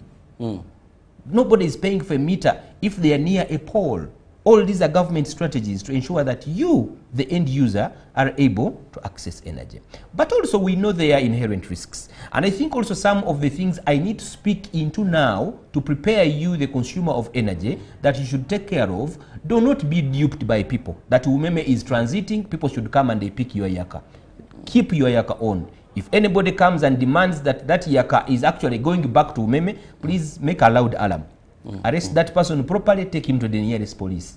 But also, now that you've brought in this, let me also look at another critical issue. As Umeme is phasing out, we are seeing low rates of investment in certain things. For example, scarcity of meters. True. Now, how are you going to ensure that we do not have these gaps? Because this is what we are fearing. Today, any Ugandan will tell you, if you applied for electricity right now, it would take you a longer period. I think I've monitored this for about 3 to 4 months now. It seems these guys have seized investment. They want to recoup their money because they are going out. Now they're going to leave a backlog. How is UDCL going to come in and clear the backlog? Very prepared, Mr. Chirabo, and my Minister, Honorable Dr. Ruth Nankabirwa, has already secured meters, by the way. We have them in our stores, in our warehouses in Kampala, to ensure that on day 1 of 1st of April, any pending customer, both under the government scheme and self-funded scheme, should be able to be connected to electricity on day 1. We have the meters. So you worry not. Much as it is true that Umeme is recouping their investment out of the energy sector, it is also true that also government on the other side is very prepared to ensure that on day 1, we are going to, of course, we cannot connect all these pending customers on the first day. But what we want to give you assurance of is we have these meters in place, and also we have the right replacement of equipment on standby. We are really, for lack of a better exaggeration, is we are prepared for this. Government, this has not fallen on us as an abrupt incident. We have planned over the years. What we are discussing today has been discussed in boardrooms for the last 1 year and 8 months. Janan, no doubt about that. When you move around the entire country, Umeme as a private entity has been having various offices. You go to Bombo, up there's an office. You go to Entebbe, you go to Zana, just like a private entity does things. Now, how are you going to manage this situation as well? Because I don't expect a government entity to find it in Namasuba, then again find it in Kajansi, find it in Chitoro, find it in Bombo, find it in Uwero. So, because efficiency is all about proximity. How close am I to the venue of something? How close am I to move out and go to that particular office? Governments sometimes have tendencies on maybe districts, tendencies in towns, and this is a service that anything happens anytime. I'll give you a twin of answers. One, we have simplified our services, that you don't need to walk to our offices to get our service. Perfectly. You can interface with us on your phone. You want to buy energy? On your phone. You want a new connection? On your phone. No middleman. You want to pay for any services related to electricity? On your phone. If you want, Mr. Chirabo, you only come to say hi to us and thanking us for a good service. Why? Because our services are purely digitalized. From even watching and monitoring our power lines, even in the rural areas we have been operating. That's how we have been. We don't have any middleman in our business. That's one. Number two, let me reiterate this, that most of the buildings where Umeme operates belong to UEDCL.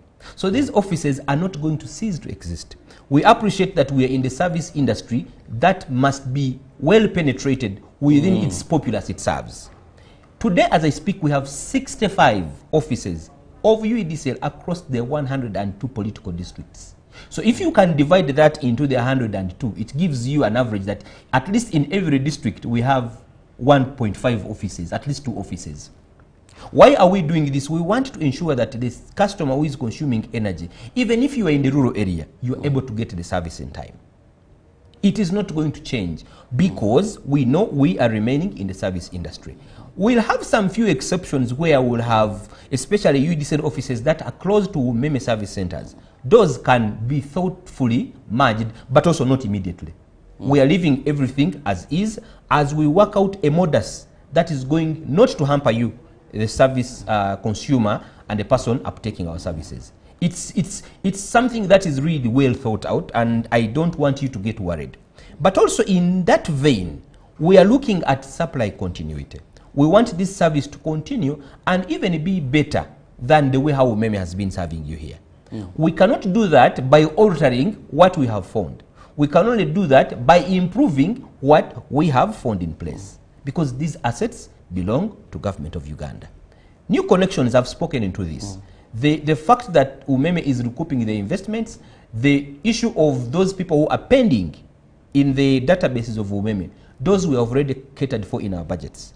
In fact, Mr. Chirabo, if somebody called you from Bundibujo and called you from Padel and called you from Chegego and called you from Kiel, where all concessions have taken over, all the pending connections we receive on day one, in the first 100 days we connect them. We make sure that we create that lasting impact of government to show them that actually government can do this thing better.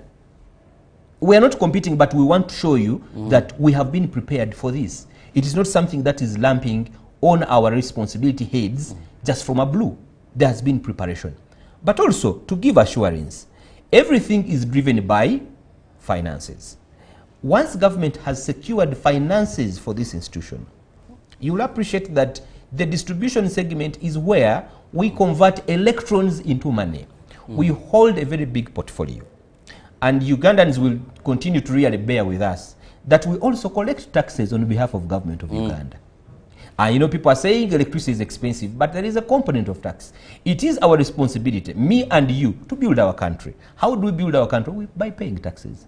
And by the way, happily. We should pay these taxes happily. We want good roads, we want good hospitals, we want very good aeroplanes, and it is all these things are going to come from taxes. You'll find that 18% on the tax, on the electricity you pay.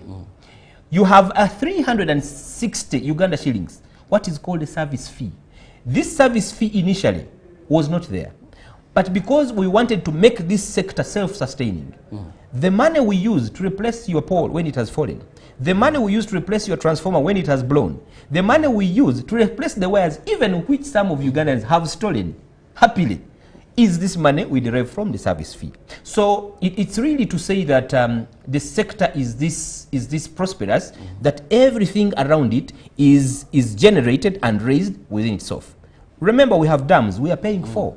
Karuma and Simba, we borrowed money as government of Uganda to build those facilities.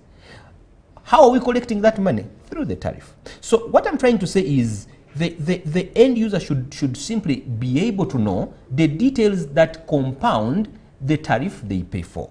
It's very important for everybody outside there who is viewing us to know that in the tariff I pay of electricity, I have a responsibility as a responsible citizen to pay government debts, because government borrows on our behalf. I have a responsibility to pay VAT. And by the way, Mr. Chirabo, very happily, pay it very happily.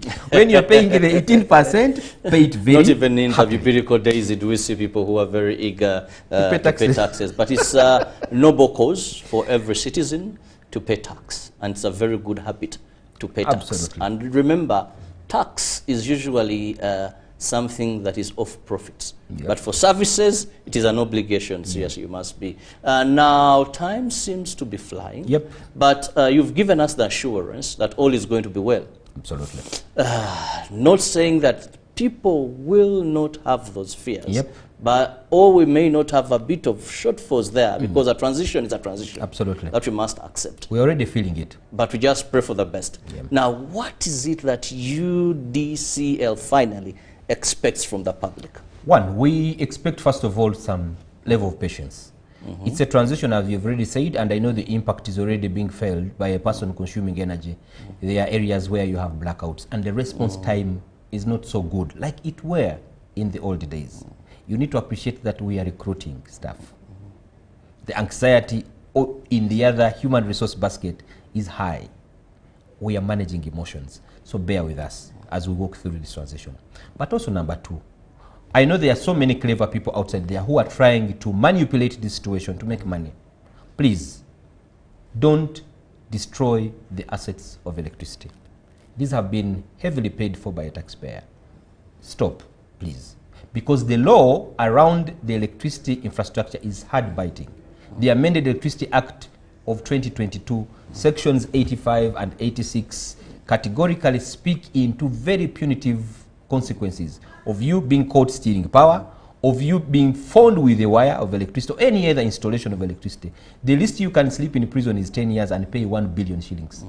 Now, as you plan to steal energy, as you plan to steal that wire, as you plan to destroy that asset, just have in mind that we are going to ask you to pay 1 billion shillings. And we're also going to send you to prison for years not below 10 years. Now, these are bad consequences. We wouldn't want our people to really be caught offside the law. But also, we expect the public in this period to be patient as we transition. Of course, not everything is going to be rosy. You have those customers who have been pending for the last, I think, maybe 1.5 years, and they expect government to connect them on day one. We may not connect you on day one. But the plan is we have the materials. We should be able to connect you in a chronological order. First come, first serve. I know there are temptations around people waiting. When they say you are in a queue, please let's be patient. You rightly stated that there was a time when government had this open free electricity connection policy, but it was impeded by COVID-19. And somehow our priorities were shifted to health. But later when government really normalized the health environment, we started connecting, but there was a lot of backlog. That backlog, we have continuously dealt with it. But you'll also appreciate from the time government made a declaration for us not to renew Umeme's contract, the connection rate has completely declined. But to answer you also, in the connection environment, Ministry of Energy, my mother ministry, has already launched the Electricity Access Scale-Up Program, where 1.2 million customers are targeted to be added on the distribution grid under the auspices of the World Bank. That is already ongoing. Plans are underway. So we will have no reason actually to steal power. We'll have no reason to commit these sins on our electricity infrastructure. For a fact, if we continue doing that, we are stealing ourselves. Because every time you steal energy, government is getting from what it should have appropriated to do something else, to improve the sector and reconstruct and re-establish what you have destroyed. So it's really our expectation from them. And then also, we want really to affirm Ugandans that all the services, the way they have been in Umeme, be it the way we vend energy via mobile money and other platforms, it's going to remain. We already prepared and integrating as many banks as possible to ensure that you don't have any hitch in service delivery. Banks are already being onboarded. The process is on. And we know by the date of 1st of April, all banks will be integrated. No interruption. The only thing you will see, you'll only miss Umeme on the menu, but you will have UEDCL. Actually, Mr. Kirabo, UEDCL is already on these menus. So it's just a matter of really readjusting and resetting. And it's the moral reason why we are coming on the national broadcaster to engage you and prepare you that, hey, you may not find Umeme there after April, but UEDCL will be there. So the services should be there. Now, we also have a category of Ugandans who are demanding us to account for the blackouts that are happening in their areas now. We are taking note. And the reason why government is investing twice, because we know the rate of development and the thirst on the side of distribution is so high. We know your transformers are extremely loaded. We know towns are growing at a fantastic rate. We appreciate all that. And that's the reason why government is planning to invest $70 million here every year for the next 5 years. So let us relax. As these investments percolate into these spaces of ours, we are going to see delivery of services, especially on the distribution side, improve. Industries, no doubt. As industries come here, you know there are also underlying benefits. You have jobs, but also we'll have a cushion on the bigger side of the tariff. My last remark really to Ugandans is to give you assurance that government is well prepared. But where we are going to find that there are some extremes, we will be communicating and engaging you. It's not perfect, it's not rosy for a service industry. There are those hitches that we are going to face. Some of them are going to be caused by you, the community. Some of them are going to be caused by us. But also, power, like any electromechanical service, it is supposed to be serviced. Like you service your car, like you service anything at home. we shall also reach those times when we are servicing the equipments that we use to transmit power to you. Power will be off. Please bear with us. Even in Rome and even New York, power goes off because they do maintenance. Well, when you're discussing a service like electricity, going off is not something that anyone would want to hear. But we hope for the best. We give you a benefit of doubt, more so that you've rightly given us incidents. So there are precedents already where UDCL has done a tremendous job. Of course, now this is a bigger thing in its way, but we just hope for the best. And above all, Ugandans, let's not vandalize. Let's not vandalize electricity equipment. Let's also be morally right, not to steal. I'll use the word steal. Steal electricity. These illegal connections. If we have been able to reduce power loss from 30% to 17% to 17% or 16.9, now I think that is a very good achievement. Pay for what you use. Find ways of reducing the excess you can't pay for and pay for what you use. Then we believe if this is a self-sustaining sector, then it will be making more investments and electricity will be more reliable. It's a service we need, and we can only say, may we have the best from the 1st of April. Have a lovely day. May the good Lord bless you. Robert Chirabo Nyonyitono wishing you the very best of today. For God and my country. Thank you. Live from UBC Studios in Kampala, this is Good Morning Uganda Extra. Pick of the day on UBC.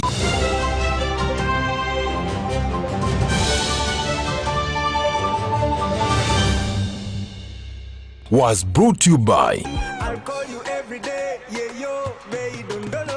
You can now get all the Chibuzi out with MTN voice bundles. Call all networks. Kubei Dondolo.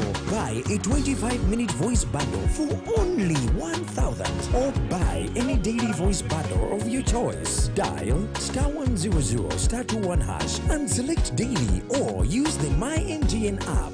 When we talk together, we are unstoppable.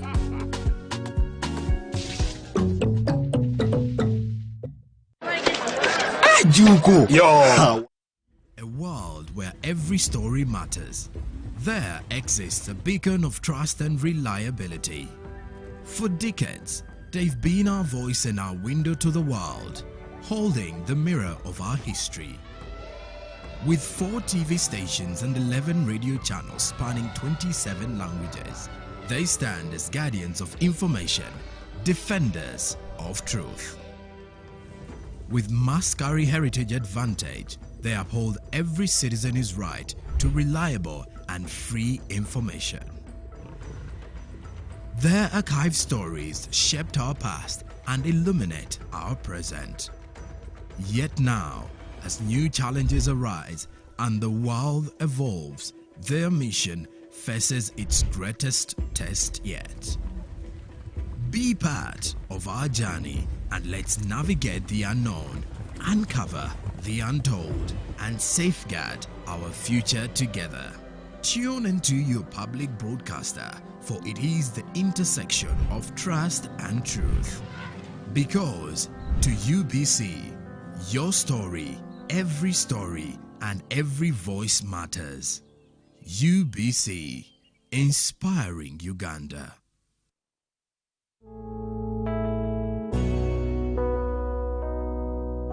Living a safe life is your right and responsibility in our communities. They should have an eye checkup once a year.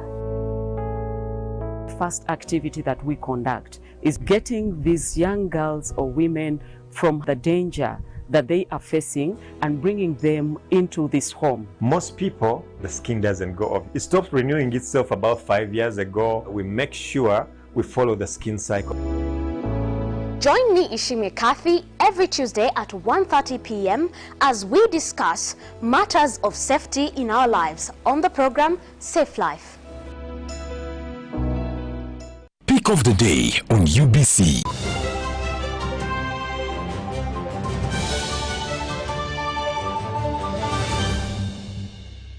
was brought to you by I'll call you every day, yeah, yo, baby, don't know. You can now get all the Chibuzi out with MTN voice bundles. Call all networks. Kubei Dondoro.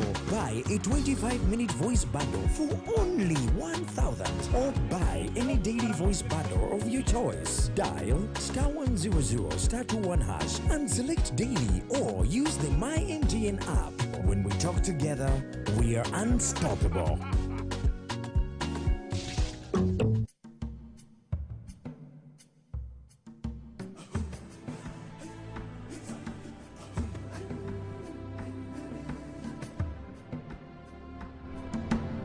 Welcome to Good Morning Uganda, your go-to morning show to kickstart your day with all the latest updates.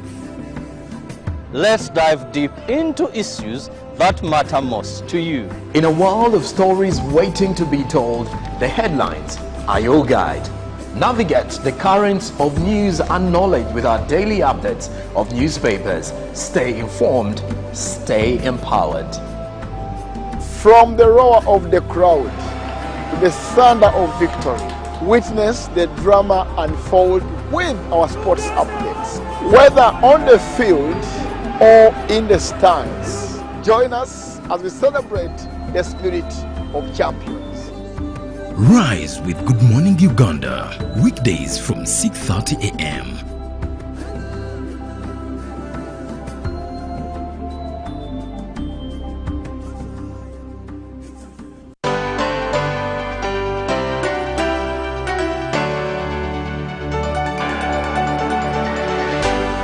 UBC, inspiring Uganda.